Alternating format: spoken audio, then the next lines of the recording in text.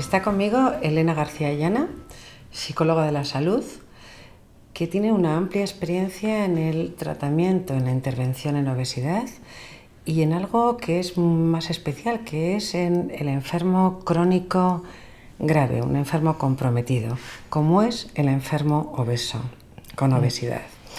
Entonces vamos a tratar ahora aspectos y herramientas, aspectos psicológicos y herramientas en el abordaje de la obesidad. Conocemos todos que la obesidad es compleja. Lo que pasa es que todavía algunos hablamos de que es un problema médico, es un problema endocrino, pero no es así, no es un problema exclusivamente biológico, sino que tiene una comorbilidad psicológica que puede estar interaccionando con el desarrollo de la obesidad y también implicada en el mantenimiento de la misma. En este sentido, ¿podrías comentarnos cuáles son las alteraciones psicológicas más frecuentes en el paciente con obesidad? Bueno, efectivamente la obesidad no es solo un problema biológico, es un problema biográfico, entonces ahí es donde entra toda la parte y toda la comorbilidad psicológica. No está muy clara cuál es la relación que tienen los factores psicológicos porque pueden ser causa, pueden efectivamente mantener el problema, realmente es como un círculo que se va retroalimentando, todas estas variables van retroalimentando la dimensión física. Yo creo que lo más importante a señalar es que el paciente con obesidad no es un paciente psiquiátrico por definición, no es un paciente de salud mental, es un paciente que tiene una experiencia de sufrimiento que viene como consecuencia de su trastorno, de su enfermedad, y esa experiencia de sufrimiento lo que hace es que emerge como síntomas en la esfera psicológica, y esto generalmente lo que tú te vas a encontrar es un paciente con lo que llamaríamos un trastorno adaptativo. ¿Esto en qué se traduce? Esto se traduce en un paciente pues probablemente con alteraciones en el estado de ánimo. Las alteraciones en el estado de ánimo, ¿cómo se suelen manifestar? Pues como ansiedad o como depresión. De ahí lo salimos. Entonces, la ansiedad en el paciente con obesidad es un problema bastante frecuente porque hay un mal manejo muchas veces del control de impulsos. Entonces, ¿esto qué es lo que hace? Pues esto hace que conductas aprendidas, como puede ser utilizar la comida como si fuera un Lexatin, se mantienen. Y son conductas desadaptativas. Entonces, al haber una parte de ansiedad que el sujeto no logra manejar, lo maneja a través de la comida. La depresión, ¿de dónde surge? Pues la depresión surge de múltiples causas, pero sobre todo yo te diría, esto es más desde la experiencia clínica, la depresión surge por la baja autoestima. Estamos en un momento delicado socialmente, estamos en un momento delicado donde los valores que están de moda, entre otros muchos valores superfluos, es la delgadez. Entonces, el paciente con obeso es un paciente que se va a sentir excluido de muchas actividades sociales, es un paciente que no va a sentir competencia en determinadas cuestiones como pueden ser las relacionadas con la búsqueda de trabajo, con el mantenimiento de empleo. Entonces, toda esta parte social que a veces, si ya la psicológica no se aborda, la social mucho menos, pero toda esta parte también tiene un impacto fundamental. Y luego hay otra cosa que no querría dejar de apuntar, que es el tema de la falta de control de impulsos. Entonces, en obesidad, dentro de lo que es el abordaje psicológico, lo que se está empezando a hablar ahora en las terapias de nueva generación es de el transdiagnóstico. ¿El transdiagnóstico qué es? El transdiagnóstico son rasgos que comparten muchas personas que tienen problemas con la alimentación, personas tanto con obesidad como personas que puedan tener trastornos alimentarios, como puede ser un trastorno por atracón o incluso como puede ser una anorexia o puede ser una bulimia. Entre ellos está el mal control de impulsos, entre ellos está también un estado de ánimo deprimido o una respuesta de ansiedad exacerbada ante determinados estímulos que la gente podría manejar de una manera normal. Y entre ellos está pues también el perfeccionismo, que esto se ve sobre todo en trastornos de tipo pues más anorexia o bulimia. Parece absolutamente interesante el reconocer estos síntomas o los signos en estos pacientes, sobre todo para poder incorporar de verdad un abordaje psicológico para el manejo de la enfermedad. Si esto fuese posible y nuestra actividad se enmarcase en un equipo interdisciplinar, como lo hemos hablado tantas veces. ¿Cuáles serían los ejes transversales, los ejes principales para el abordaje más correcto en los aspectos psicológicos? Pues mira, esto es muy interesante porque son como áreas que van a aparecer en la vivencia de cualquier paciente que tenga que lidiar con esta condición crónica de salud. Como por ejemplo, un área muy importante de evaluar por el clínico es el análisis de consecuencias, que esto se trabaja mucho en ética también, como tú bien sabes. Entonces, ¿qué pasa con las consecuencias? Pues que determinan muchísimo el comportamiento, ¿no? Esto tiene que ver todo con cadenas de aprendizaje. El ser humano es muy cortoplacista por definición, entonces cuando tú le pides a un paciente con obesidad que incorpore determinados cambios en su estilo de vida, lo que se va a encontrar, por ejemplo, si tiene que implementar actividad física o si tiene que realizar una dieta, pues una alimentación saludable, una dieta hipocalórica, en el corto plazo son todo desventajas, son todo pequeños dramas que uno tiene que ir asumiendo, y en el largo plazo hay una ganancia en salud, ¿no? Entonces, lo que es muy importante también, hilando con esto, es que el paciente pueda tener motivos con valor emocional. Tú para cambiar una actitud puedes ir a la información, pero para cambiar una conducta tienes que ir a la emoción, y el riesgo cardiovascular es que no motiva a nadie. Entonces es muy importante el que puedas explorar con tu paciente, bueno, ¿para qué se va a meter usted en algo tan complejo como es perder peso, como es comer mejor, como es moverse más? ¿Qué espera usted conseguir con este tratamiento? El ajuste de expectativas. Esto también es muy importante en cronicidad, porque muchas veces lo que nos encontramos son expectativas desajustadas sobre la medicina y sobre la posibilidad del tratamiento. Entonces hay que ayudar a que el paciente aterrice, ¿vale? Entonces, en su realidad, con todo, pues eso, con todas las variables que lo definen, ¿no? Las médicas, las psicológicas, las sociales. Por un lado, análisis de consecuencias. Por otro lado, ajuste de expectativas. Y yo te diría que lo más importante, y que creo que es una responsabilidad de los que os dedicáis a la obesidad en primera línea, es poder hacer un diagnóstico motivacional. Nadie daría un fármaco a un paciente, ¿verdad? Tú no recetarías un fármaco si no hay un diagnóstico previo. ¿Y por qué nos empeñamos en prescribir cambios de conducta si no hay un diagnóstico de en qué punto de cambio está esa persona? Porque además los cambios de conducta no se prescriben, se facilitan, pero yo para facilitarlo tengo que saber que la motivación es un proceso, que no es un acto único y que hay diferentes estadios. Esto lo hemos trabajado mucho, además lo hemos incorporado en los protocolos, ¿no? Porque tenemos modelos clásicos que hemos estudiado en este tipo de patologías, como es el modelo transteórico del cambio, que nos habla de diferentes estadios. No es lo mismo un paciente que no tiene conciencia de riesgo de enfermedad. Ahí tú no vas a dar una dieta, eso es iatrogenia.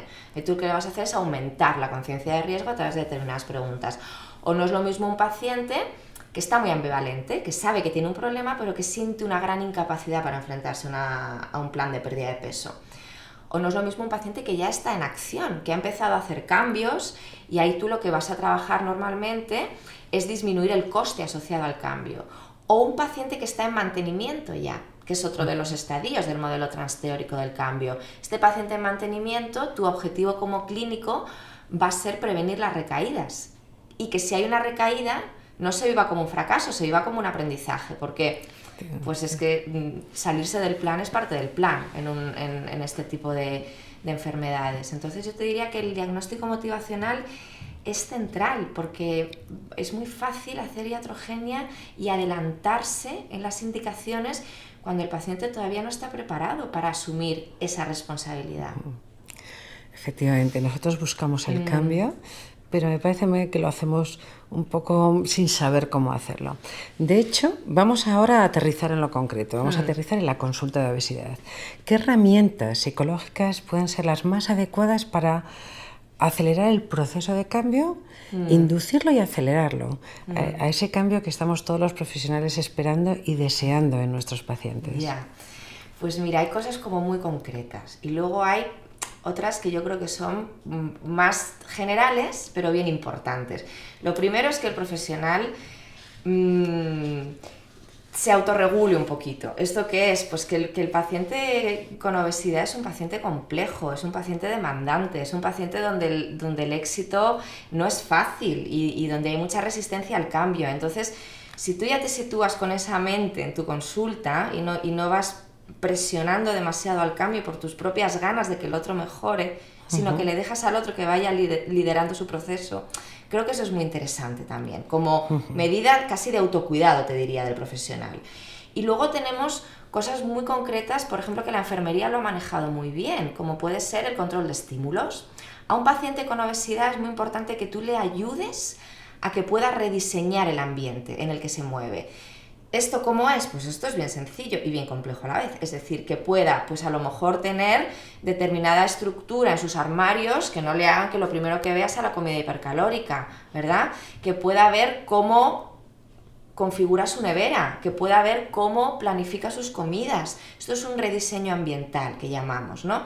Hasta que la persona tiene ese control interno para poder demorar el placer o para poder ir demorando esa respuesta a la sobreingesta, necesita un control pues externo, ¿vale? Entonces yo creo que el primero sería un poco el tema del rediseño ambiental. Los autorregistros, muy importante y muy fácil de incorporar. Esto uno no necesita hacer grandes cosas para incorporar un autorregistro en su consulta.